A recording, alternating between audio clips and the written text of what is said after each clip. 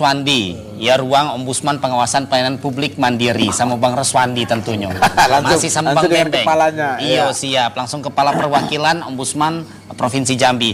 Nah, tadi kita bentar dulu, Bang. Apa Zelita? Jadi lupa. kami ini nak maju ekonomi kami juga. Iya. Dari tadi ngomong. Mel. Iya. Oke, Abang traktir bentar. Ya, tuh. Kasih kopi 2. Berarti 2 nih, Bang ya. Dan ini ada kopi, Mel. Sudah. Kalau kita punya Oke, kado Bang. nih kayak gini nih enak. Kita nongkrong tuh bisa gratis kan, Bang? Ya Allah. Memang yang gratis paling enak memang, Bang. Apalagi kalau ngelapori masalah yang juga gratis. Oh, itu gratis Ombudsman semua, bisa ya. lihat ini. Tapi senang kan masyarakat kita. Ya, Iya. itu sudah memang sudah sosial. Iya, memang Itu sudah perilaku jiwa-jiwa sosial. manusia, Bang ya. Memang naluriah kalau masalah gratis nih, Bang. Iya. Nah, balik lagi tadi Ombudsman ke Bang Bembeng tadi, Bang. Nah, jadi kalau misalnya masalah apa yang bisa dilaporkan sama Ombudsman nih, Bang? Iya kan, apa di bawah naungan pemerintah, swasta juga bisa. Jadi begini, seluruh unit kerja penyelenggara layanan itu sesungguhnya mereka itu adalah berfungsi mewakili negara untuk hadir di tengah masyarakat untuk memberikan segala kebutuhan, segala pelayanan yang itu merupakan hak warga. Jadi biar kita tahu, kita negara ini dibentuk dengan segala bentuk sistem dan aturan-aturan yang berlaku. Hubungan antara warga negara dengan pemerintah atau dengan negara dalam hal ini pemerintah, dalam aspek pelayanan publik itu dia ada 3 hal komponen. Ada 3 komponen hubungan substantif antara warga negara dengan pemerintah. Apa itu? Dalam aspek pelayanan publik itu kebutuhannya hanya seputar administrasi, jasa, barang. Menurut Undang-Undang 25/2009 tentang pelayanan publik. Jadi setiap warga negara itu pasti akan berurusan dengan pemerintah atau dengan unit penyelenggara pelayanan publik yang ditunjuk untuk melaksanakan fungsi tersebut. Warga akan berurusan pertama kalau tidak ngurus administrasi, jasa. Kalau tidak itu barang. Kamu ke rumah sakit, di samping ada ngurus administrasi pasti ngurus minta jasa dokter agar untuk mengobati Bembeng. Nah, itu hal-hal yang dibutuhkan warga bila mana berhubungan dengan pemerintah. Apa saja? Tentu segala aspek. Kebutuhan masyarakat, kebutuhan warga dengan pemerintah itu mulai dari segala kebutuhan. Udah ada kopi? Iya. Wah, oke. Kopi dulu, Bang. Kopinya. Ini untuk Bang Emil, ini untuk Abang. Oh iya, deh. siap. Oke, makasih ya. Belan. Baik. Jadi kebutuhannya apa saja? Mulai dari segala kebutuhan sejak ia lahir sampai ia meninggal. Lahir butuh administrasi, ya kan? Bukti lahir dia sudah langsung diinput datanya. Lahirnya seorang bayi, seluruh administrasi apa sudah didata. Kalau sekarang itu bahkan sudah dimasukkan ke BPJS sementara, sudah ditanggung dia. Segala aspek kebutuhan itu sampai kepada nanti kalau suatu saat dia meninggal dunia, surat keterangan kematian segala macam. Segala aspek administrasi itu bila mana mengalami kendala, itulah fungsi ombudsman membantu. Gitu. Jadi kita hidup bernegara ini setiap saat selama waktu, selama kita masih hidup, hubungan kita dengan pemerintah dalam hubungan layanan publik dalam 3 komponen itu tadi. Nah, tentunya dari memenuhi hak-hak tersebut, Ombudsman didirikan dengan Undang-Undang 37 2008 itu untuk memastikan agar hak publik, hak layanan terpenuhi. Nah, itulah kami hadir sebagai pengawas. Bila mana tidak terpenuhi, itu yang dilaporkan. Begitu, Mbak. Apakah cuma pemerintah? Tidak. Teman-teman, saudara-saudara kita yang hidup sebagai buruh, sebagai karyawan sebuah perusahaan, apabila mengalami konflik kerja di sana, ada hak layanan dia yang terabaikan oleh perusahaan, bagaimana cara dia melapor? Bisa langsung ke ombudsman? Belum bisa langsung. Karena apabila itu swasta murni, terlebih dahulu diminta pertanggungjawab pemerintah selaku pengawasan langsung terhadap perusahaan, maka konflik kita lapor ke pemerintah dulu. Dalam hal ini misalnya kepada Disnaker, ya kan? Jadi ada buruh, ada karyawan. Bila mana ada konflik kerja di sana, layanan mereka yang tidak terpenuhi, lapor ke Disnaker. Bila mana tidak selesai, itu bisa dilapor ke ombudsman, Disnakernya. Nanti perusahaannya menjadi pihak terkait. Ombudsman lah yang nanti akan menengahi memanggil Disnaker, mengapa laporan si karyawan itu atau pelapor itu tidak ditindaklanjuti. Baru nanti kita lihat substansi apa yang dikeluhkan. Nah, itu peran ombudsman masuk di situ. Apabila itu sudah dikomplain. Berarti Bang Bembeng tadi masalah pokoknya yang di negara kita nih selama kita masih bernapas, yang semuanya dari duit negara tuh bisa dilaporkan ke ombudsman. Ya, nah, kalaupun dia perusahaan tadi Bang, benar. Nah itu akan melalui ombudsman ke dinasnya dulu. Nah, benar, jadi benar. itu Bang Bembeng. Nah, jadi kalau misalnya pegawai negeri bisa tidak melapor ke ombudsman? Boleh. Bang? Pegawai negeri ada kalanya fungsinya itu sebagai abdi negara. Bila mana dia berada dalam ruang lingkup jam dinas, dia sebagai abdi negara. Tugasnya melayani warga. Di sebagai warga negara. Jadi tadi dia sebagai abdi negara, di sisi yang lain dia sebagai warga negara. Sebagai warga, pegawai tersebut juga punya hak layanan. Contoh, kalau dia ingin mengurus sesuatu lalu mengalami kendala, dia boleh juga lapor ke ombudsman. Kalau misal aspek layanannya terjadi di internal, dia ngurus pangkat, ngurus naik golongan, ngurus gaji, ngurus tunjangan segala macam administrasi seperti itu tidak selesai, sebagai individu dia sebagai warga untuk meminta hak, dia juga bisa lapor ke ombudsman. Nah, jadi fungsi ombudsman itu kalaulah disebut setiap warga negara berhak melapor, maka siapapun dia, terlepas dari status dan fungsi dia boleh melapor ke ombudsman. Tinggal lagi melihat aspek apa saja yang menjadi komplain dia terhadap pelayanan. Apakah dia sebagai warga atau dia sebagai abdi negara. Itu banyak tuh. Contoh, ada salah satu oknum, misal diberhentikan dengan cara-cara yang tidak hormat, dia merasa itu ada hal yang menyalahi prosedur atau ada hal yang menurut dia tidak sesuai, dia boleh lapor ke ombudsman. Nanti kamilah yang akan menelaah, akan memeriksa untuk mengetahui benar tidak hak dia tidak terpenuhi atau haknya diabaikan. Nah, dalam satu sisi tadi pegawai negeri, siapapun dia, apapun fungsi dia, kapasitasnya sebagai warga negara, dia punya hak untuk melapor ke ombudsman. Nah itu Bang Bembeng, soalnya Bang kemarin tuh kalau tidak salah 2 minggu yang lalu Bang Bembeng ini ada bikin di Facebook tidak salah tuh Bang, dia bertengkar sama orang rumahnya. Gara-gara orang rumah ini WA sama ombudsman main tuh, lah paham abang sekarang kan? Ombudsman ini bukan nama orang, ombudsman ini tempat mengadu kita Bang. Nah bini abang tuh ngadu apa tentang abang di WA. Nah dan juga Bang Bembeng, kalau misalnya yang lagi nonton kita nih pemirsa di rumah, kalau misalnya ada masalah mau lapor ke ombudsman sekarang langsung kita bacokan juga bisa. Langsung back ke WA 0821 8104 7677 ada di layar kaca Anda. Nah di situ bisa langsung mau nelpon bisa sekarang, langsung terhubung sama Bang Saiful Reswandi atau mau WA, mungkin nelponnya agak malu-malu tapi mau kayak Bang Bembeng tadi Bang. WA kita baca gitu ya. Iya kita bacakan. Langsung baik ke 0821 8104 7677 sekarang. Apapun masalahnya akan kita bacakan sekarang. Nah masalah Zelita kemarin yang minggu lalu deh udah selesai. Udah selesai. Gimana tak? Kami senangnya lah selesai cepet. Nah takut dia nyoyo.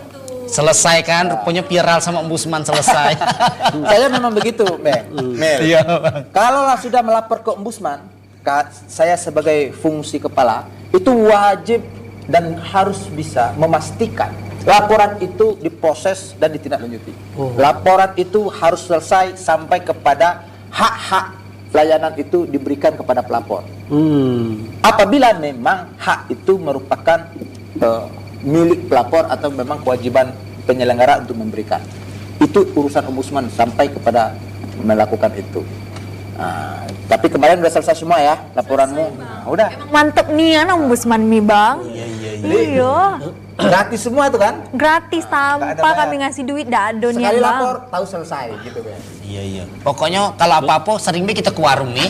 Di warung lapor Swandi ini pokoknya semua masalah bisa kita selesaikan. Tapi setiap Senin jam 10.30 Iya. Kalau Selasa enggak lagi.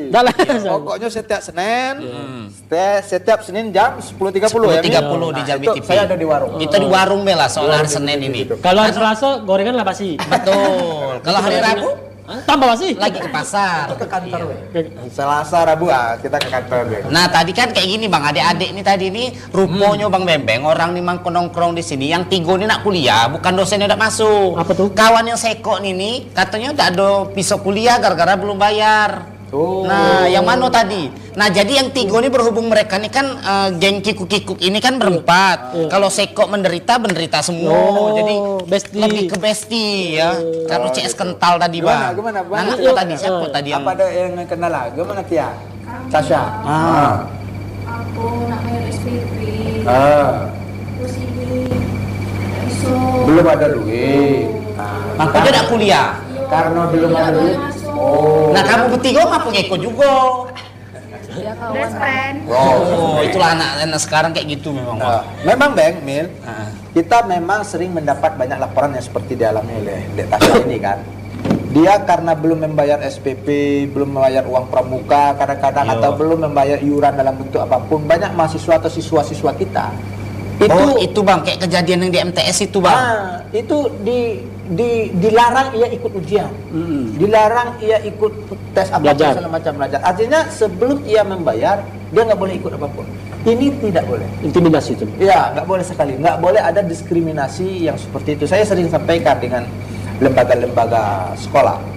Tidak boleh hanya karena dia belum bayar lalu kalian tidak memberi hak dia untuk ikut tes ujian atau untuk ujian segala macam. Ingat, tidak ada waktu untuk dia bila mana ujian ini dia terlewati tidak ikut, nggak bisa. Jadi proses administrasi seperti itu bisa diselesaikan nanti. Waktu untuk ia mendapatkan hak untuk ikut ujian itu harus diberikan. Nah itu sering itu kita selesaikan yang seperti itu.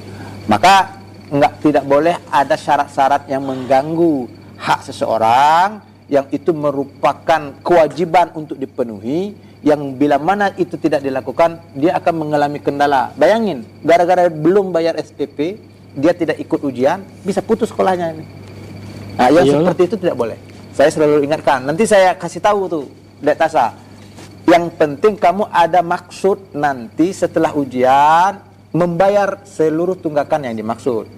Namun proses ujian yang sudah ditentukan jadwal itu harus bisa diikuti. Nanti biar kami atau ombudsman yang akan membantu menyelesaikan itu. Nah gitu, Bung Emil.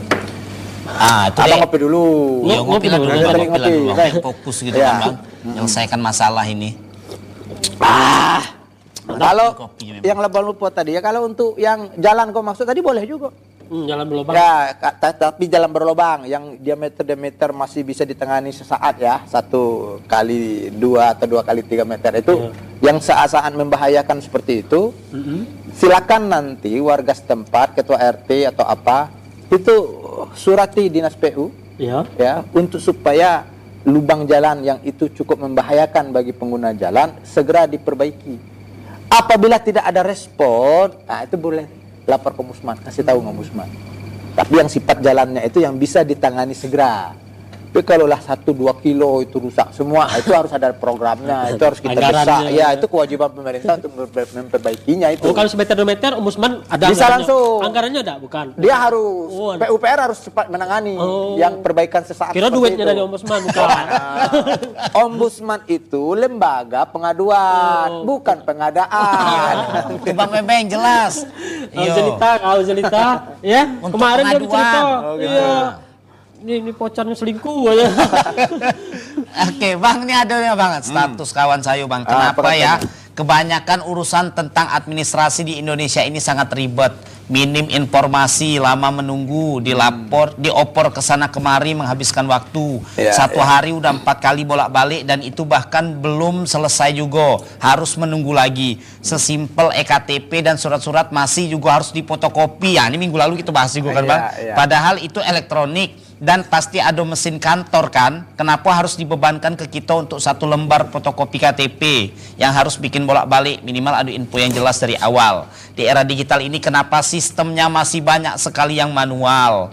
Untuk apa sistem masih online kalau tetap harus ada dokumen yang harus difotokopi? Nah ini dan itu membuat gratifikasi dan jalur orang dalam. Jadi solusi banyak yang harus selesainya bisa cepat selesai. Jadi cepat gara-gara orang dalam. Nah itu tuh kayak mana tuh Bang? Ya memang problematika pelayanan kita hari ini masih kita melihat para pelaksana pelayanan atau tugas pelaksana kita itu belum begitu sensitif terhadap pentingnya layanan tersebut. Maka perilaku dari pelaksana pelayanan ini memang harus terus kita awasi, harus terus kita motivasi, harus terus kita dorong agar memang mereka ini memposisikan diri benar-benar melayani. Jadi quickly of service itu, layanan cepat, responsif service, respon cepat segala macam, itu memang harus tumbuh dari kesadaran para petugas pelayanan. Inilah tugas atasan dari unit kerja itu, dan mengawasi bawahannya itu, supaya mereka melaksanakan fungsi layanan dia itu sesuai dengan standar operasional prosedur yang sudah ditentukan. Disitulah kita, Ombudsman, ingin memastikan bahwa setiap unit kerja penyelenggara pelayanan publik memiliki standar operasional prosedur sehingga ada kepastian bagi warga untuk mendapatkan layanan, terutama dari sisi kepastian waktu, kepastian syarat. Benar tadi yang dikomplain. Di era digital hari ini kok masih juga kita diribetkan dengan administrasi yang hardware begitu, padahal kita sudah, data kita sudah dimasukkan online semua kan. Semestinya, seperti yang sering saya sampaikan, cukup nomor ID kita, nomor NIK kita sampaikan ke penyelenggara layanan, semestinya mereka sudah mengetahui seluruh identitas kita. Karena seluruh identitas kita itu sudah pernah diinput oleh pemerintah. Jadi tidak perlu banyak kartu, tidak perlu fotokopi tadi Bang.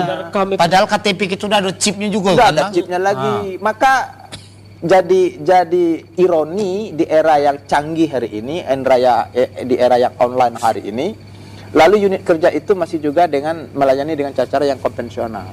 Artinya lembaga tersebut, unit kerja itu tidak progresif dia, tidak kreatif dia memberikan pelayanan terbaik untuk masyarakat. Yang begini-begini itu harus menjadi kontrol langsung dari kepala daerah sebagai pembina layanan ya.